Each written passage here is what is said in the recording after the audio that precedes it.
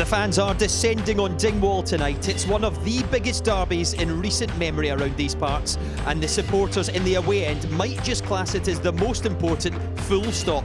Inverness need the points at a venue they lost at back in Hogmanay, but prior to that, they'd won 5 in a row at the Global Energy Stadium. Reason for hope.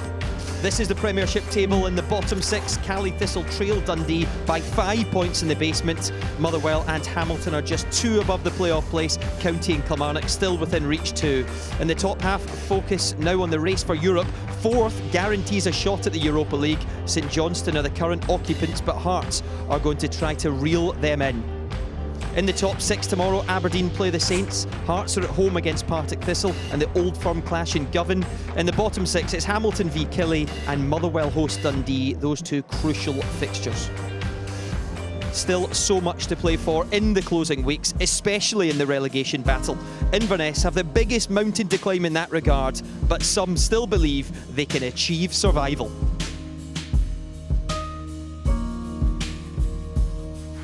My gut feeling is we'll be definitely in the Scottish Premiership next season. It's a huge challenge, don't get me wrong, I know how big a challenge it is, but a huge belief in these players, I really do. I'm calm, I'm collected because of the confidence I've got in these boys in the dressing room. When I come into the job at the start, I said I'm not going to get too high, I'm not going to get too low. You've got to switch off when you go home, you can't take it home with you, and it's not life and death. There's worse off people in the world. Yes, we're sitting bottom of the Scottish Premiership. Most of it's down to me not doing my job properly, but I'm still very positive and I still believe. At the end of the day, the gaffer doesn't cross that white line with us. It's us 11 on the pitch that are doing the work, and it's us that need to get the 3 points. If he could, he would put on a strip and play. Boys need to take their share of the blame, and we do, and that's why we need to fight tooth and nail to get out of this. Personally, I've got a lot of time for the board, but they made the decision last year to appoint a rookie manager. It might have worked, and just now it hasn't. It was a gamble, and at the time you think, yeah, it might be a gamble worth taking because it's only 1 out of the 12 get relegated, and it's, you play the odds a little bit. Richie, yeah, will take some of the blame, absolutely. He has to, and he has done. But also the buck stops with the players as well, and for one reason or another, they aren't delivering on the park. Players have accepted blame for performances this season, games that they haven't been good enough in. Richie has taken a lot of it on his shoulders, and I think we see in these situations it's inevitably the managers that will carry the can for teams underperforming. But credit to the club, they've stuck by him. So we've seen other clubs around the country like Dundee and Middlesbrough maybe change managers to late on in the season to try and get a bit of a lift, but they've gone a different route. They've brought back Maurice Malpass in an effort to maybe give the place a little bit of a lift for these last 5 games. It was the board recommended that I take someone in. We're looking to fix the problem. We've obviously had a problem. We're sitting bottom of the table. Board recommended I get someone in with experience, someone with knowledge. I thought of Maurice straight away. He was the one. He's been a friend for years. I know him inside out. He knows me inside out. He's huge knowledge of the Scottish Premiership. He was a defender and is a natural defender. We've conceded too many goals. He can help with that, and I trust him as well. It's a strange one all around. Last year I was asked, and I felt that Maurice Malpass was the man to be Richie's assistant when he took over. But again, it probably goes back to finance. Now it does look as if it kind of undermines his position. You've got to have questions about who's then going to be making the decisions coming up in the next 4 or 5 games. So you're playing for so many people. Not only the fans here, you're playing for the people's jobs that work around the club every day. And obviously your families.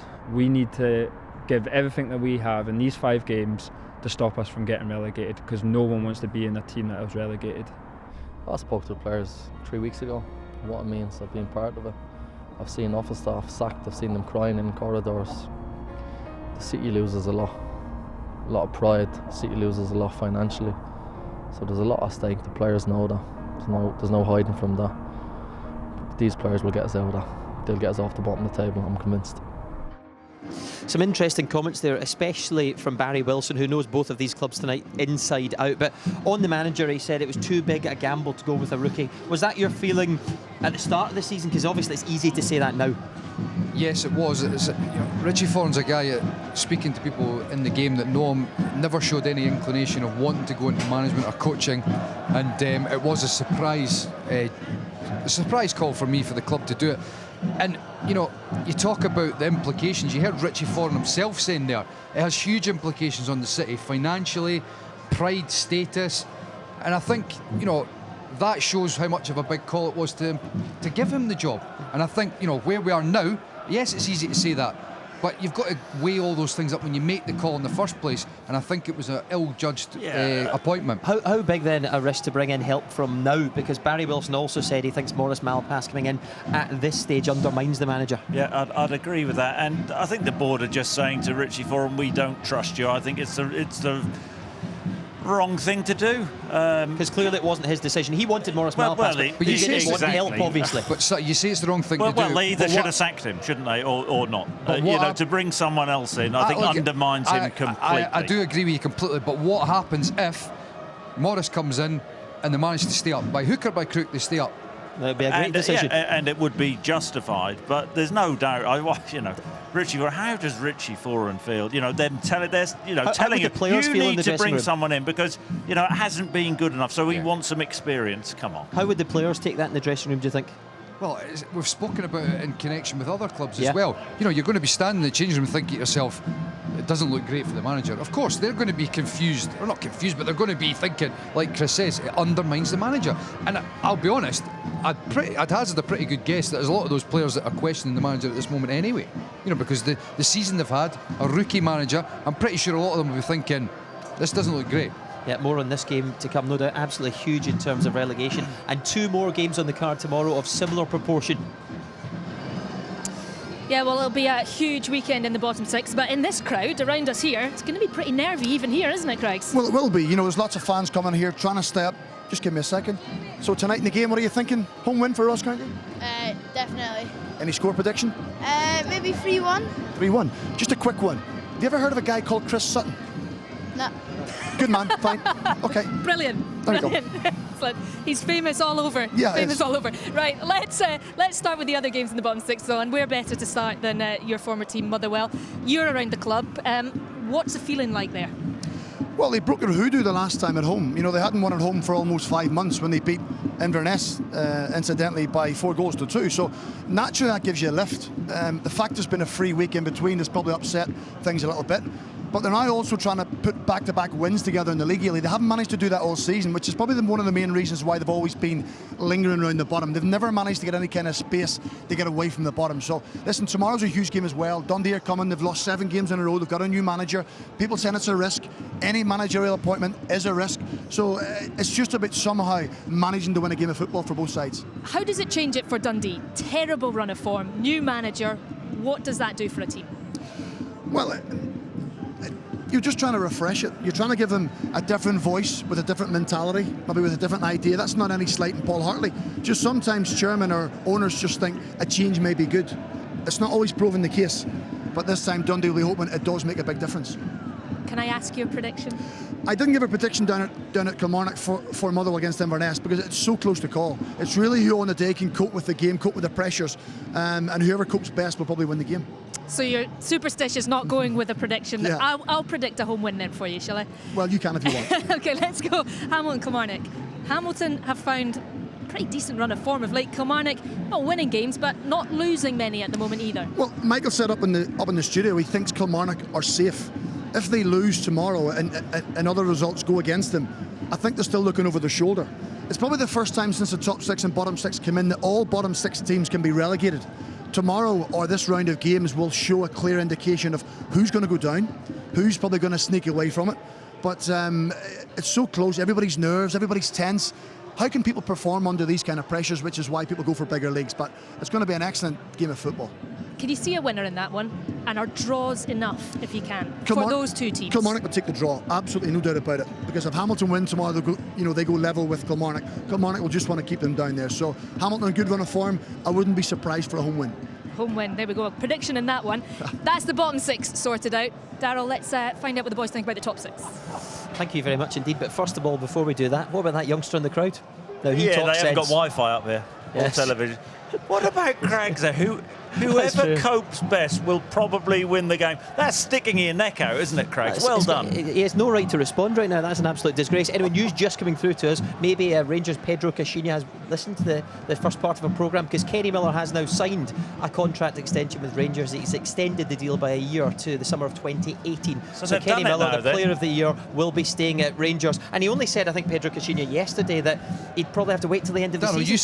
You said it earlier on the show that was Pedro Caixinha's comment. So again, I think it feeds into what we were talking about, mixed messages. But I think it's a good call for Rangers. I think it is a good call. Yeah. Agree? Yeah, I do. He's been the outstanding player, but he's getting on, isn't he? Yeah, it makes sense surely for now. Yeah. Right, on to the top 6 then. Couple of games tomorrow. Aberdeen against St Johnstone. Who's favourite here? I mean, Aberdeen obviously having won the Scottish Cup semi-final last week will be going in a great mindset. Yeah, Aberdeen are strong favourites for me. St Johnstone have had some decent results up there the last couple of seasons, but I think Aberdeen have responded well after that Rangers defeat. Aberdeen have had, over the last few years, St Johnstone's been a bit of a bogey team, but this season they've done well against St Johnstone, and only a couple of weeks ago went to McDermott and managed to get the victory. So I think for me it'd be an Aberdeen home win. And it could almost be done and dusted this weekend, the race for second, couldn't it? I mean, if Rangers don't beat Celtic and Aberdeen win, it's a huge gap from that point onwards. That would be almost done, wouldn't it? It's done already, Daryl. Come on. Thanks for that. Kenny McLean to Rangers has been a transfer gossip this week, which I don't think would please Derek McInnes, but you can understand it. Given why would he want to go to Rangers, Daryl? I'm just commenting on the gossip and asking Michael. Why would you? With Daryl? If you're Kenny McLean. I'll sign for anyone if they pay more. Well, that's true. No, I think I'd go with what Big Chris is saying, that Aberdeen are in a good place at the moment. He's playing good football in a well-structured and stable club. Rangers are massive, but it's not a given that if there was interest that he would go. It would be a step down signing for Rangers in terms of looking around the dressing room at the squad which he has. The calibre of the player. It's a step down. Some news for St Johnstone as well, that Chris Miller has signed a contract extension. That takes him into his 10th season, so he's due a testimonial, which is good news for the pockets of Chris Miller, I believe. But bad news that Danny Swanson is leaving the club. He's signed for Hibs on a pre-contract, which is big news for Neil Lennon and Hibs. Yeah, well, he's a type of player, I just think, with Shinnie on loan and potentially going back, that he's somebody that would step into that area of the park as a creative player. It's a miss for St Johnstone, but I think it's one that's been on the cards, it's been spoken about for a wee while. And the thing about St Johnstone's, they are just so consistent. They lose a player here or there, but they just maintain that consistency. Hard to replace him. He's been a really big player, hasn't he? Good piece of business getting him in, but Hibs getting their business done early. Yeah, absolutely. Come back to Hibs in a few minutes. Another game tomorrow, Hearts against Partick Thistle. And look, Hearts don't want to give up any ground at all to Thistle. What they cannot afford to do, surely, is finish 6th this season. They've got to look up to St Johnstone, don't they, and put a run together now. Well, they have, and this run of fixtures, with St Johnstone going to Pittodrie, and I think, with an Aberdeen win, it gives Hearts a great chance if they can get a home win. But if they don't, ending 6th would be a disaster for Hearts. It'd be a terrible season, and it's not a given that they will finish ahead of Partick, because they are on a wonderful run. We saw Hearts last time out. That was not a good day for them at Kilmarnock, albeit it was a draw. I think you said they looked a bit lost in the Dana. I also think I've read they've not scored in 6 of their last 8 matches now. I mean, that's astonishing, isn't it? It is. I think Hearts need a big end to the season in terms of the supporters getting behind the team for next season. Yeah, new stand coming, Tynecastle Park.